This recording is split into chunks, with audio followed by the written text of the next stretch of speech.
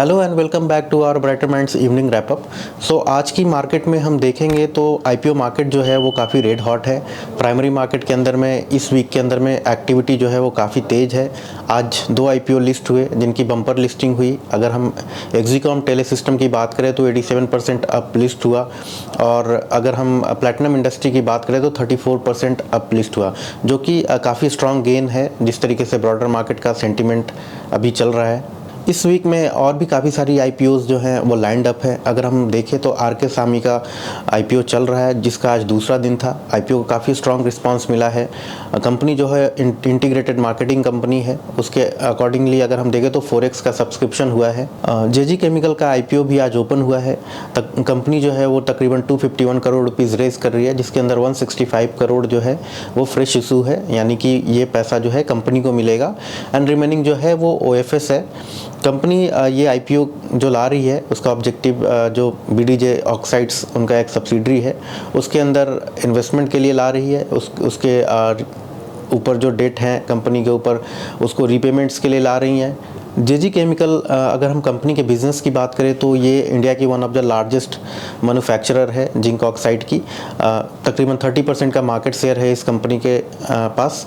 अगर हम जिन इंडस्ट्रीज़ की बात करें जो इसके प्रोडक्ट के एंड यूज़र हैं तो उसमें जो लार्जेस्ट इंडस्ट्री है वो टायर इंडस्ट्रीज़ है, रबर इंडस्ट्रीज़ है, coatings, paints, pharmaceutical industry, ceramic industry company के मेजर क्लाइंट्स हैं। हालांकि कंपनी का जो 85% रेवेन्यू है वो टायर एंड एलाइड सेक्टर से आता है।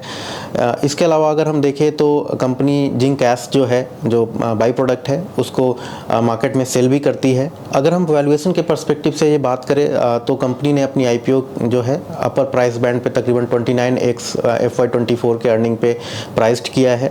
ऑब्वियसली जो इंडस्ट्री पीयर्स हैं राजरतन, उनसे काफ़ी चीपर वैल्यूएशंस है। इसके अलावा आईपीओ सेगमेंट के अंदर में कल गोपाल स्नैक्स का आईपीओ भी ओपन होगा। इशू साइज़ जो है कंपनी का वो तकरीबन 650 करोड़ का है। गोपाल स्नैक्स जो है राजकोट बेस्ड मतलब स्नैक्स कंपनी है। गुजरात के अंदर कंपनी का काफ़ी स्ट्रॉन्ग होल्ड है। कई कैटेगरीज में कंपनी जो है गुजरात के अंदर में मार्केट लीडर है। प्राइमरी मार्केट की एक्टिविटीज़ वीक के अंदर में अगर ओवरऑल देखें तो काफ़ी तेज़ है। इसके अलावा अगर हम सेकेंडरी मार्केट की बात करें तो आज मार्केट के अंदर में तकरीबन 3 दिन की जो तेज़ी थी उसके बाद मार्केट आज -0.2% क्लोज हुआ। Obviously we are talking about Nifty. Broader market के अंदर में भी सॉफ्टनेस रही। निफ्टी 500 की अगर हम बात करें तो वो भी -0.2% डाउन क्लोज हुआ। अगर mid cap small cap indices की बात करें तो वहाँ पे सेलिंग थोड़ी सी एक्सेलरेटेड थी। मिड कैप इंडेक्स जो है वो -0.3% पे क्लोज हुआ और स्मॉल कैप इंडेक्स जो है वो -0.6% डाउन क्लोज हुआ। अगर हम सेक्टर गेनर्स की बात करें तो Nifty PSU banks, Nifty CPSC, Nifty auto आज के बड़े गेनर्स रहे। ऑब्वियसली उसने मार्केट को काफ़ी हेल्प आउट किया। पीएसयू बैंक्स का जो इंडाइसेस है उसके अंदर काफ़ी तेज़ी देखने को मिली आज, और इंडाइसेस जो है वो 2.6% ऊपर क्लोज हुआ। इसके अलावा सीपीएससी इंडेक्स 1% प्लस पे क्लोज हुआ है। अगर हम निफ्टी ऑटो की बात करें तो वहाँ भी काफ़ी स्ट्रेंथ देखने को मिला, 1.3% अप क्लोज हुआ। आज के वीकर सेक्टर्स के अंदर में निफ्टी एफएमसीजी के अंदर में काफ़ी वीकनेस देखने को मिली, निफ्टी आईटी के अंदर में वीकनेस देखने को मिली, निफ्टी मीडिया के अंदर में वीकनेस देखने को मिली, और लगभग ये सारे सेक्टर -1% से नीचे क्लोज हुए हैं। अगर स्टॉक स्पेसिफिक बात करें जो स्टॉक्स काफ़ी लाइमलाइट में रहे उसमें एक आईआईएफएल फाइनेंस का भी शेयर था। कंपनी के शेयर्स जो हैं वो तकरीबन 20% डाउन सर्किट पे क्लोज हुए हैं। ऑब्वियसली कल आरबीआई ने गोल्ड लोन डिस्पर्स करने का स्टॉप कर दिया था इस कंपनी को। उसके पीयर्स ग्रुप्स को इसका थोड़ा फ़ायदा मिला सेंटिमेंटली ऑब्वियसली। इसके अलावा टाटा मोटर्स के शेयर भी आज काफ़ी फोकस में रहे। तकरीबन 8% का जंप देखने को मिला था टाटा मोटर्स के अंदर।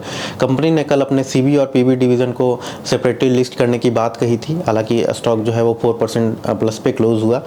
इसके अलावा बजाज ऑटो के शेयर्स भी काफ़ी फोकस में रहे। मैनेजमेंट के गाइडेंस देने के बाद ये शेयर काफ़ी फोकस में रहा। कंपनी के प्रोमोटर्स का मानना है कि कंपनी की जो फेयर वैल्यू है तकरीबन 12,000 रुपीज़ पर शेयर है। इसके अलावा मैनेजमेंट का जो अपना गाइडेंस है वो वर्ल्ड की फर्स्ट सीएनजी बाइक लॉन्च करने को लेकर काफ़ी बुलिश हैं और उनका मानना है कि अहेड ऑफ द टाइम्स वो नेक्स्ट क्वार्टर में इसको लॉन्च कर देंगे। ऑब्वियसली इसका एक सेंटिमेंट इम्पैक्ट रहा आज इसके स्टॉक्स के ऊपर।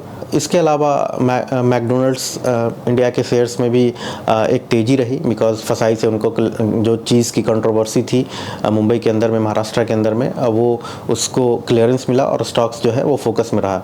इसके अलावा अगर हम देखें तो जोमेटो के शेयर जो हैं वो टुमारो फोकस में रह सकते हैं। जिस तरीके से एंड फाइनेंशियल सिंगापुर का मीडिया रिपोर्ट्स आ रहे हैं कि वो अपने स्टेक्स उसके अंदर सेल करना चाहते हैं तकरीबन 2% के आसपास, जिसकी साइज़ तकरीबन 2800 करोड़ के आसपास होगी। आज की करंट मार्केट प्राइस से 3.9% का डिस्काउंट रेट हो सकता है फ्लोर प्राइस के टर्म्स में।